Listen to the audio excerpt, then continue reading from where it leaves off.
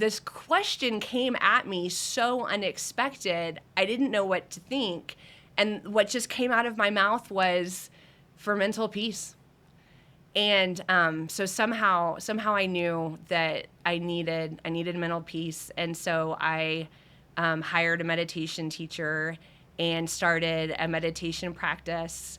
And then the meditation led to the yoga, and the yoga led to the energy, and the energy led to Lauren Walker. and that's how it all came about.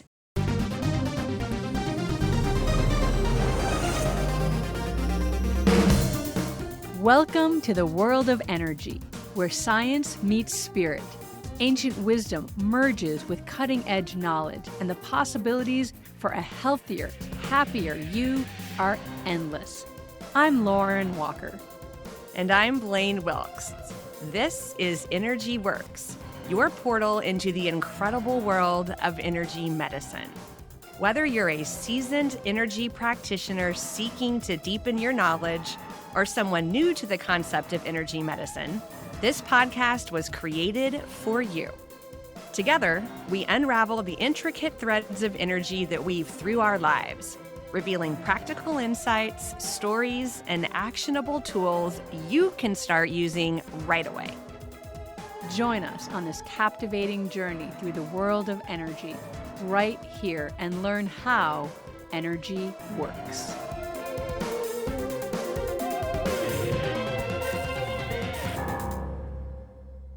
Hi everybody, Lauren here. Welcome back to Energy Works.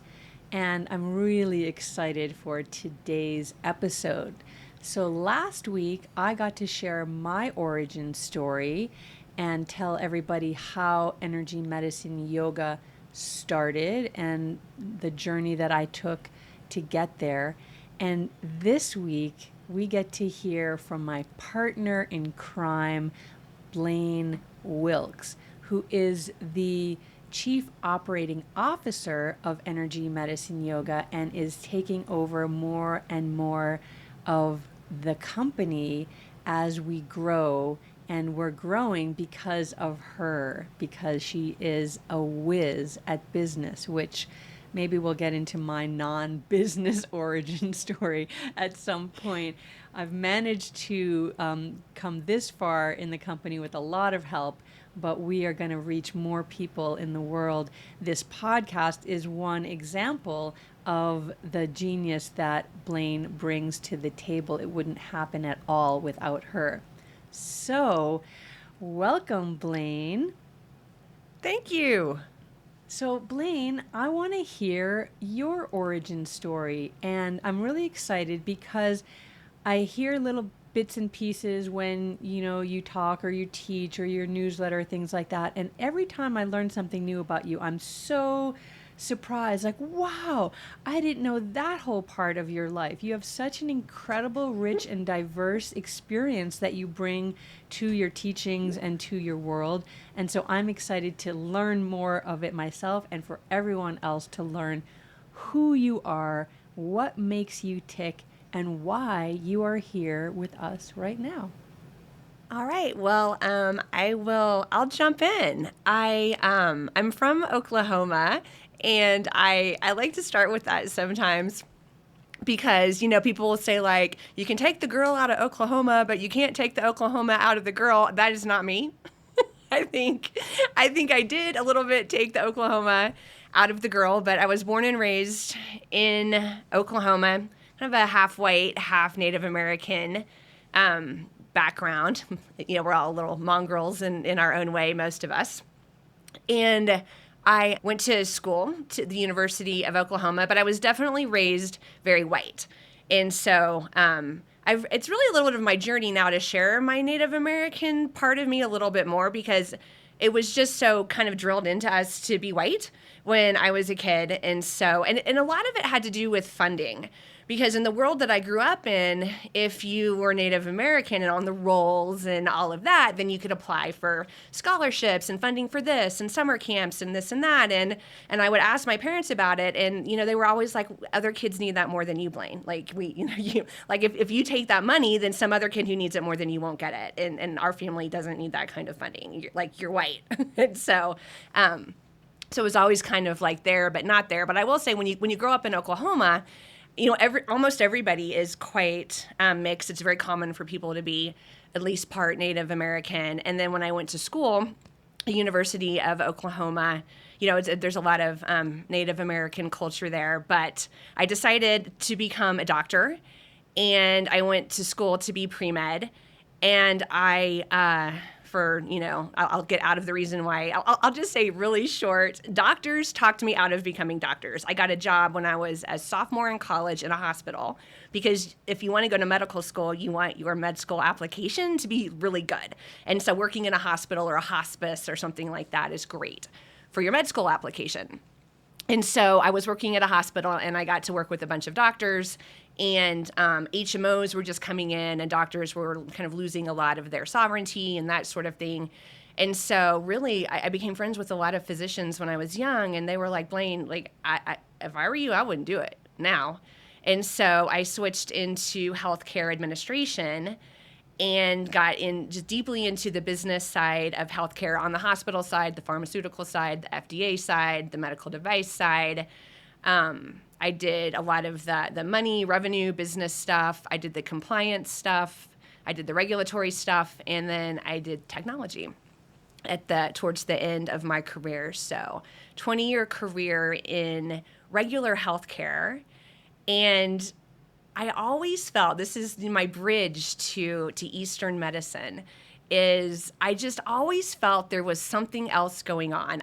Even though I was administrative, because of the nature of my work, I would be in hospitals. I was in emergency rooms. I was pulling all-nighters in emergency rooms for different reasons. And you could have two patients with the exact same diagnosis, same problem, relatively same age. One of them dies, one of them lives. There's something else going on. I just always felt like we were quite limited looking at the human body as either just structural or chemical, which is where the pharmaceutical industry comes in, is working with the chemical nature of the body.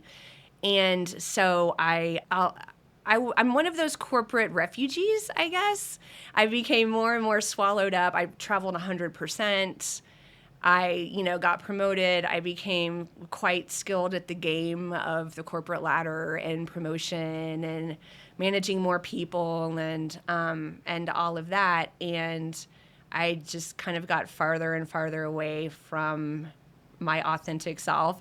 Of course, I wouldn't have said that back then, but in my verbiage that I have today, in my words, Blaine, use your words, in the words that I have today, I can say that I became disconnected from my authentic self. And I was kind of just a corporate robot, and I started experiencing the side effects of that. The most egregious one was alcohol. Really just starting to use alcohol to cope. It was very ingrained in business. It is very ingrained in business dinners, business functions, all of that. It's all very, being at the airport, the airplanes, the this, the that. I mean, it's just quite like steeped in alcohol. And so that was definitely, I would say, the most egregious side effect. And also some of athleticism. I love the physical body. I've always been a natural athlete. I've been a runner for over 30 years. I've been in all kinds of sports. I've run over 35 marathons. I've done Ironman, triathlons, all of that. So I truly somehow had this full-time corporate job with long days, full-time travel, and trained for Ironman, which is swimming and biking and running, and I could drink.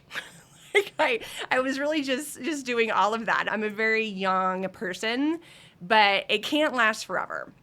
And so my way out was meditation, to be honest. Like there was something in me that knew that I needed to slow down, calm down, and the mean voice in my head was getting louder and louder. And the more the more I believed what that voice was saying. Get up harder, get up earlier, work harder, get the next promotion, run your next Ironman faster, be the best woman cyclist in the race. Just, it was, you have one accomplishment and then it's like, well, you could have done better. You did this wrong. You could have done better. You could have done better. And I just had a super, super mean voice in my head, and it was really becoming hard to deal with. And so I knew meditation was the way out. And I had an Ironman coach, a former Olympic triathlete, and she's pretty hardcore. She's not a coach you would get unless you can take a lot of very direct feedback. And I said to her once that I wanted to start meditating. And she said, "Why would you do that?" And this question came at me so unexpected. I didn't know what to think. And what just came out of my mouth was, for mental peace. And so somehow I knew that I needed mental peace. And so I hired a meditation teacher and started a meditation practice. And then the meditation led to the yoga, and the yoga led to the energy, and the energy led to Lauren Walker. and that's how it all came about. Wow. That's that's amazing. I've heard little bits of the story before, but I didn't know all of those pieces. I didn't know actually that you were pre-med and that you were planning to be a doctor. And it's so fascinating in light of now what you know of the body and mind and spirit and their connections. I'm really interested, because you were so steeped in that world, and I'm kind of wondering timeline-wise, the meditation has become something that Western medical people now prescribe because of the benefits that we see now and the studies and all that. But I wonder if that was before that. Like, how did, meditation, of all the pieces of the yoga world, like that's the one that viewers to people love. Like, it's a hard piece. It's, people don't understand it. They don't understand the benefits of it. So how did that even come into your consciousness as a possibility? I wish I could answer. I just don't know. I know that, I must have heard, I started listening to podcasts early, in the early years of podcasts. So I probably through podcasts heard people talk about meditation or, self-help books. I didn't do a lot of that, but I did a little bit. I can't think of some moment where, like, I've never heard of meditation, I should start meditating. I can't, like, there's not a direct bridge like that I can think of, but I do know that, and I would journal some, like I wasn't a daily journaler, but I would journal about how, like, I should start meditating. And it was one of those things, like, it's not like I decided to start doing it and I started doing it the same day, but I'll tell you why it was so impactful for me. This is my meditation story. Is that I believed I had to stay in corporate. We didn't get into all of this, but I lost both of my parents when I was young. I am single. I've always taken care of myself. I've never had an inheritance or a safety net or anything like that. And so it's always been up to me. My financial future, has always been in my own hands. And so I truly believed that I had to stay with corporate, that was my life. There was no other opportunity for me. I will be a single working girl my whole life. I will always work. It is my destiny to have to work hard. All of those things it's just in me. And so I would have just fallen on my sword. Other people can quit corporate and start their own job. Other people can do this. Other people can do that, but not me. I have to work this hard. It sounds ridiculous to say that, but it is 100% what I believe. Like that, this is what I must do. There is no other way out. There's no other way. If I leave this job, I'll just go over to that one. And obviously I still work hard, so I'm not going to act like that it's not all, but I'm very different now. But the meditation, I, and it wasn't like this isn't why I meditated. I was meditating because the mean voice in my head and I wanted mental peace. But suddenly one day, somehow I saw this, like the door cracked like a little bit and there was a little shard of light. Like maybe there's another way. Like maybe there is another way.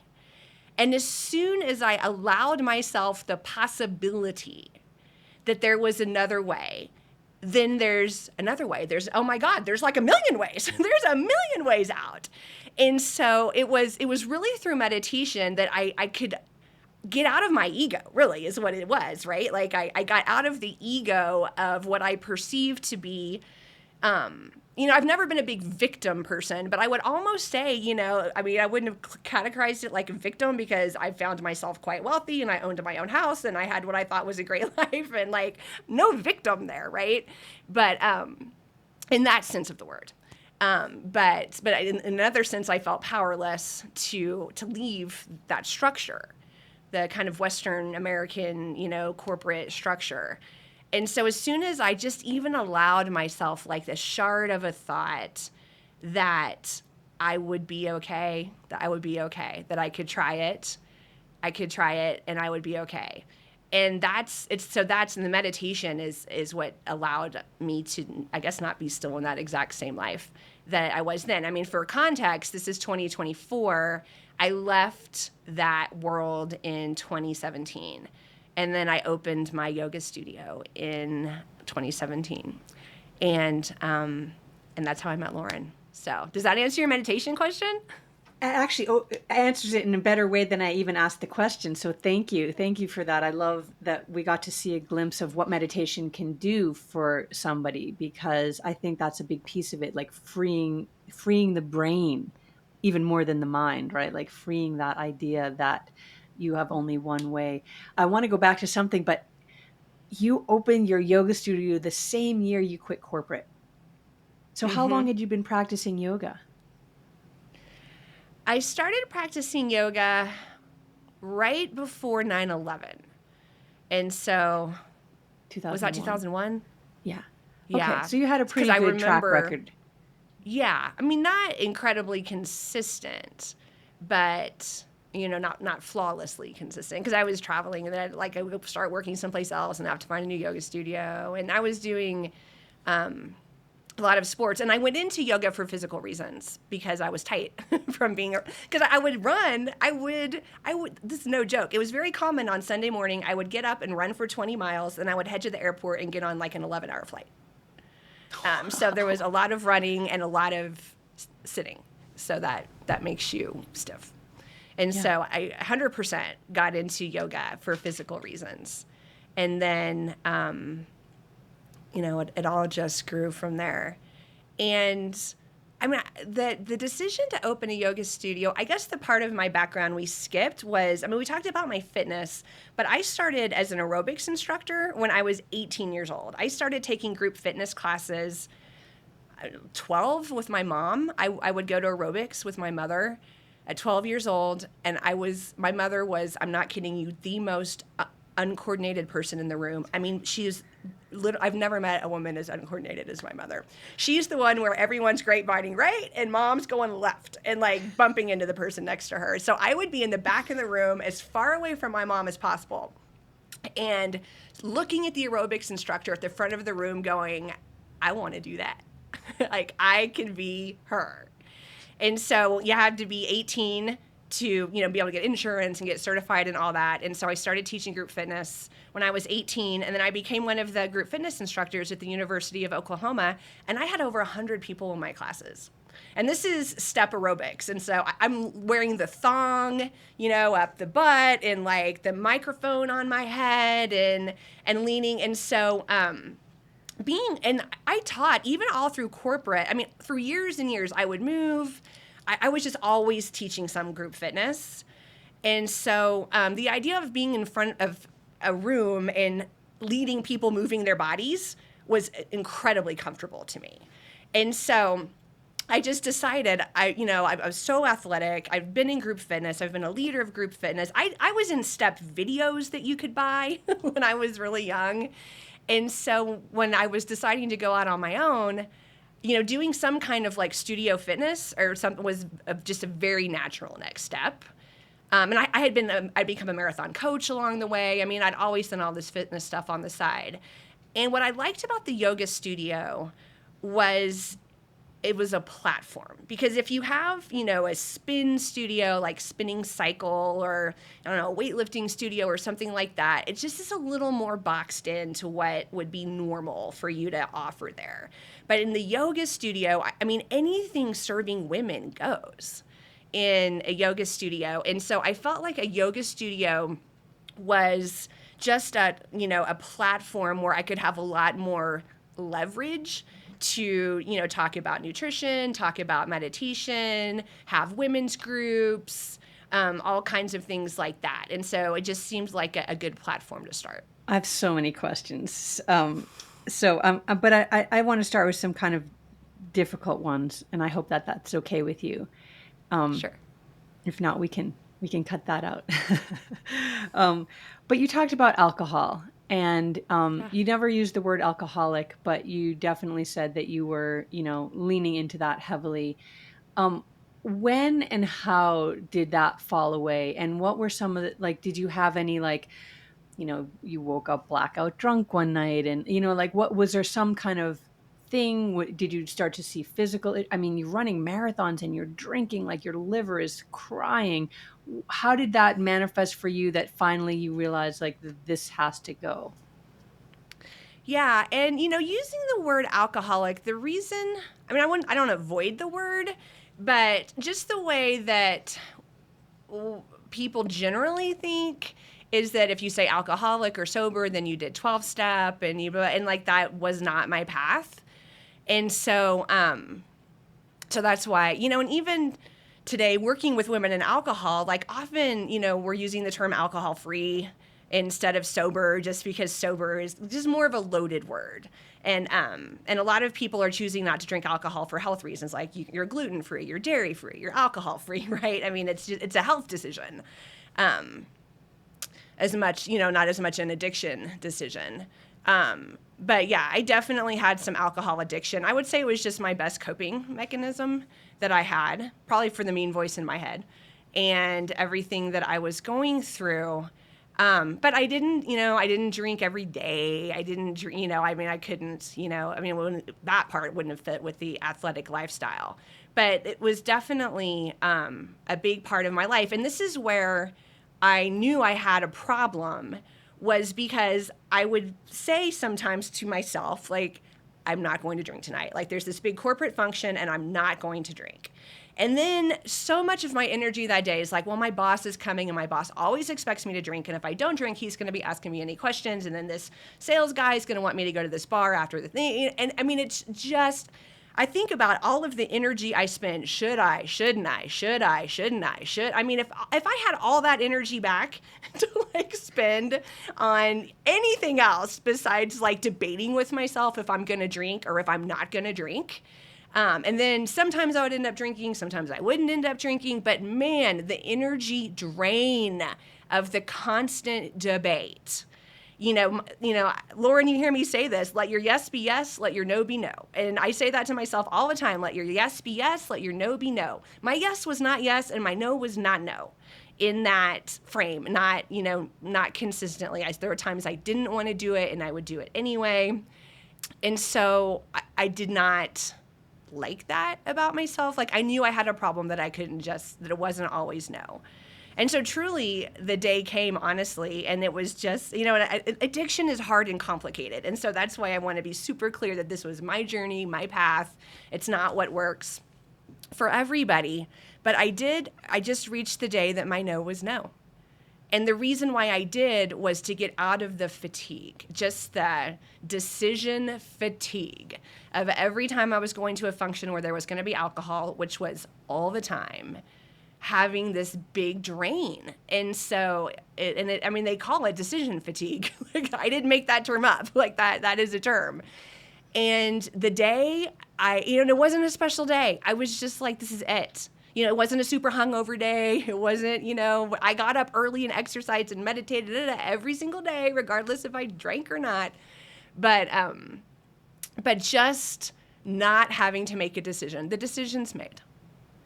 And just not having to have the internal dialogue, the internal debate anymore. And that was so freeing. And so I just reached the day that, like, I don't drink, I never drink, and I haven't drank. It's been, probably 2014 or 15, maybe like 10 years, 10 years. Wow. That's incredible, incredibly powerful too. One of the things I think that is the most difficult for people trying to shift habits or patterns like that is that internal disconnect where they say, I'm not going to eat sugar today. And they say that to themselves. So there's this internal clarity. And then someone brings cookies to work and they have a cookie. Well, I'll just have this one cookie. And then there's this thing that happens internally where you said no, but then you said yes. And so what does that do to you? There's that hypocrisy again that we were talking about before off screen. There's this internal hypocrisy that I think really affects you on a deep level. And clearly you were deeply affected by that. For sure. You have a very strong will. You are very consistent and determined, and we see that just in what you've shared with us here. I want to ask you another question about you shared some of the things you like to teach is nutrition. I know that you're a vegan, and you shared with me part of your journey with that, and I wonder if you'd share that story because it's so beautiful. Do you know the story I'm talking about with apples?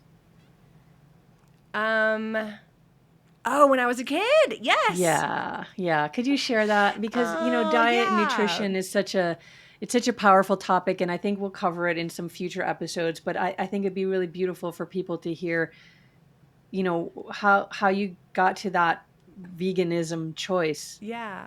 Quite young. Yeah. So I started as a vegetarian when I was 12. So but I was always meat averse. I was one of those kids who cut the meat up in little pieces and pushed it around on their plate. So it would look like that you were eating it. And, in Oklahoma, back in the day, I don't even know how I knew the word vegetarian. I didn't know another vegetarian. I can't even explain that. But by the time I was 12, I just decided I was old enough to make the decision and tell my parents I would be vegetarian. But that's not the apple story. But the apple story is right around that same time. And it was Thanksgiving, and my parents got divorced when I was 10. And so I was at my father's for Thanksgiving, and he had a business partner who was also there for Thanksgiving and some other people. And I was cutting the apples to make apple pie in the kitchen. I was peeling and cutting apples.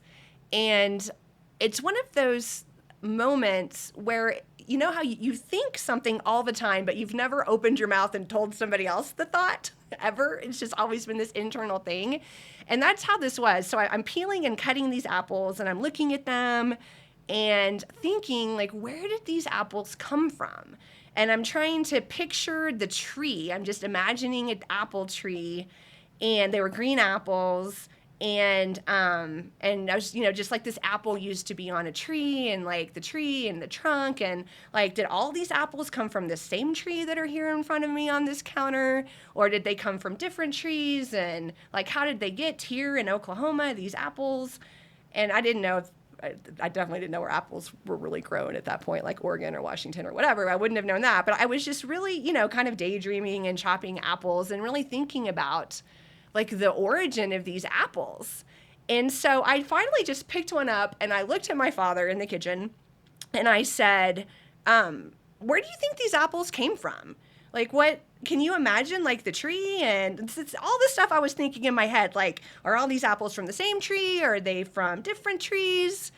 And whatever. It was just that I would have never, ever thought twice about it.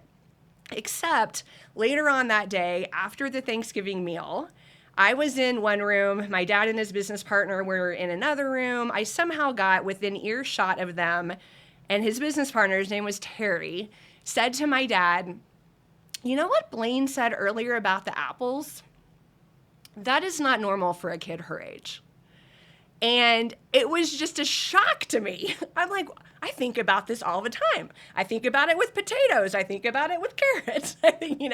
All of these, I don't know, they felt like living things to me that we eat and chop or whatever. Like, I love to think about where they came from. That's not normal. And so it was one of those moments I just remember. I love that because it really speaks to the deliberation that you take. And I feel like, um, your 10-year-old you is still within you, right? Like that little girl is still, now she's this, accomplished woman, but she's still there. And that inquisitiveness and that curiosity, I think, really has driven a lot of who you are. And certainly the parts that I've seen, because I've known you now since you've opened your yoga studio. And I want to dig a little deeper into how you got to be now kind of in the co-pilot, soon to be pilot seat of our company, Energy Medicine Yoga, that we own together. How that happened, because so you came from a wildly different background, this corporate background, very business minded, with also a real emphasis on the medical Western medicine, which is something that I talk about all the time from the other side of the seat. So you open a yoga studio. You're teaching yoga. You have silks, I think. So you're teaching aerial yoga. You're doing vegan activism, and you have a partner, and you're doing teacher trainings.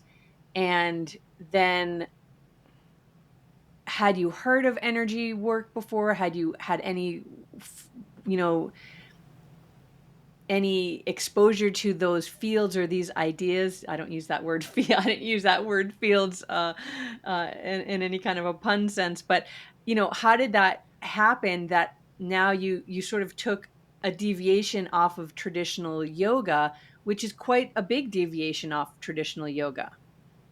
Because as a business Yeah, I person, would. you could have gone really deeper into what the business of yoga is, and it's a $1 billion industry. And you're a very driven woman, so you could have very well had a big piece of that pie. And instead, you took a deviation into a burgeoning field that is very niche. Yeah, I mean, I would say you can't be in the yoga world and not hear about energy, in some way. I mean, there is some inherent overlap, I think, between thinking of your body as energetic as well as physical. I mean, there's at least a little bit, but no deep dive, no formal education, no anything like that. And so really, you were my gateway drug into all the time that I've spent studying energy since I met you, which I met you through our mutual friend Molly Busby, who owned a sister yoga studio of mine up in Montana near you. So we both knew her. And I think that you and Molly had run into each other somewhere in town or something, and you somehow mentioned Colorado because you were touring around doing yoga teacher trainings, and maybe you asked her if she knew anyone in Colorado, or somehow Colorado came up. And so she said, I know someone who owns a yoga studio in Colorado, and introduced us. But I do remember when Molly asked me about if I was interested in hosting an energy medicine yoga teacher training, I lit up like, energy medicine yoga? What is that? Like, yes. I don't even need to know any more except the words energy medicine yoga. It's all I need to know. Like, I want to learn this. And so then a prerequisite, so Lauren and I, for the listeners, we did, the contract on the back end and scheduled the date and all of that for her to come to my town in Colorado and lead an energy medicine yoga teacher training. And so a prerequisite to that, so I was going to take it as a student, is you read the book. And so I got Lauren's first book, which is the textbook for that training. And I read it quite clinically, I would say, like I'm reading it and I'm trying to do it on myself, but it's that whole, am I doing this right? What am I supposed to feel? What if I'm not feeling anything? Am I doing it too hard? Am I doing it too soft? How am I screwing this up? I was kind of in that frame of mind. And then Lauren came, and you can tell your little side of how we met. But Lauren came with her former assistant, Allison. I used to work with Allison. There was a little overlap between when Allison worked with you and when I worked with you. And of course, Allison and I went through your master training together and our friends. But you and Allison came in. And it's so funny because I wouldn't say that I'd put you on a pedestal, but I definitely thought, wow, a little bit of guru status kind of sort of, feeling. And then you and Allison walked in and I was like, oh, cool. She's just a lady. Like all of us, she's just a normal lady. She's cool, coming in here to teach. And then there's a little bit of coordination, of course, between the yoga studio owner and the teacher, just how the space is going to be used and the hours and all that sort of thing. So, yeah, I would just say, when I first met you, I was like, okay, like, this is cool. I like her. Like, this isn't going to be like, a difficult thing sharing my studio with this other teacher. And I was excited, of course, to see this for real. And then so you liked the training enough that you then went right on to the master training that was about to start?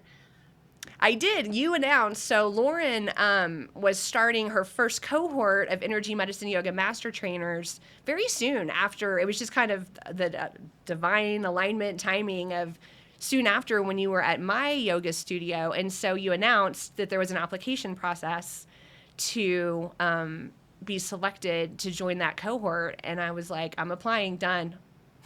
I'm going to apply. I don't know if I'll get chosen, but I'm going to apply. And then you did, and you came to the training and you successfully completed the training. And then can you remind me even how you came on board as a worker in energy medicine yoga and what we had going? I was running my own studio, obviously, but I had some capacity by that point because I had, it was kind of a smooth operating machine after you've been, running it for a couple of years and you have your core group of teachers and your core schedule. And, there's always hiccups, but you kind of figure out what works for your community and what people want and get things in a stable flow. This is all pre-pandemic, of course. That was a little bit of a flow disruptor. But I cannot, I know I not volunteered, but because you pay me, but like I put myself forth as someone who could help support you. I know that you and Allison had reached out for support, but I honestly can't remember if I just proactively was like, hey, if you ever need any help, like I have some capacity and some skill set to come and help you, or if I was replying to a formal request for support. But I mean, I tapped on your shoulder. Yeah. Grateful that you did that. And so I want to kind of flash forward to sort of the questions that you asked me. So you came on board and Allison was still there, and we've been through several permutations. She moved on to other work. You kind of were taking more and more responsibilities. The pandemic happened. That threw everything for everybody on the planet, all plans thrown out the window. And you continued to work for us as we tried to figure out what we were going to do. And then at some point you sold your yoga studio, but you were still teaching and working in your own lane, as well as working in the energy medicine yoga lane. And then I think, was it only last summer? Was it last summer or the summer before? Was it just last summer? Just last summer. She's giving me the nod. Just last summer, we were at retreat together at Hollyhock, which we go and teach at every summer up in Canada. And I sat you down and I said, I want you to come on board full time and take what you're doing and bring it into energy medicine yoga. I didn't ask you to abandon what you were doing. I asked you to bring it into the fold and take more of a leadership role. So you agreed to do that, and we've been doing that. And so I'm going to now turn and ask you the same question you asked me, is what is new and exciting for you right now? What are you working on? What do you foresee coming in the next year or half year or year, that you're excited about doing? And maybe even pre that, why you thought that that was a good idea to pull your lane over into the EM yoga lane and make that your primary driving lane. Sure. Well, we have been working together with me, on a contract basis, helping support you at Energy Medicine Yoga. I think since 2019 is when we started working together, and so we have history, you and I, and so including a strong trust relationship. I think that we've developed over 5 years, and so if we didn't have the kind of trust relationship that we have, I wouldn't feel as comfortable as it's not like we just met and then you gave me this offer, and you had made the offer other times before, and I had, kind of kicked the can down the road. But there was something about being at Hollyhock last August that, I don't know, a little switch flipped, and I decided to say yes. Part of it is I have been wearing two hats for quite a while now, like my hat of my own lane, as you characterized it, and the hat of the energy medicine yoga lane. And so there is some fatigue to that. Kind of having my hands in two businesses. And even when someone at a party is like, what do you do? It's like, well, I have my own business and I A, B, C, D, E, but I also work at Energy Medicine Yoga, and there I, Z, Y, G, F, Q, and so it's always like this, the kind of like I do this and I do this. And even in my day, I do this and then I do this. And it started to feel light. The idea of only having one job, one identity, and all of that. So that's a very clinical answer. A more heartfelt, passionate answer is that I love energy medicine yoga. I love the work. I love the community. I think that it is me, instead of kind of floating my own ship out there in the ocean. I think that the ship of energy medicine yoga is more powerful, is more impactful, reaches more people. Like you said last week, we have yoga teachers all over the world. And, with this one precious life, I think my skill set, taking energy medicine yoga to more people in the world via this podcast, among the other ways that we're working on doing that, is a better use of what I do. And I'm like you. We didn't get I've studied in Donna's school. I've done my own energy study. We don't have time to talk about all of that here, but I also went to our mothership, Eden Energy Medicine, and did 2 years there to go through the certification program that she has there. And so I've also been practicing on myself and others for a long time. And I just love it more. I love it more than what I was doing on my own. Nice. I love that. You've brought up so many things, and I feel like I have more questions for you than ever.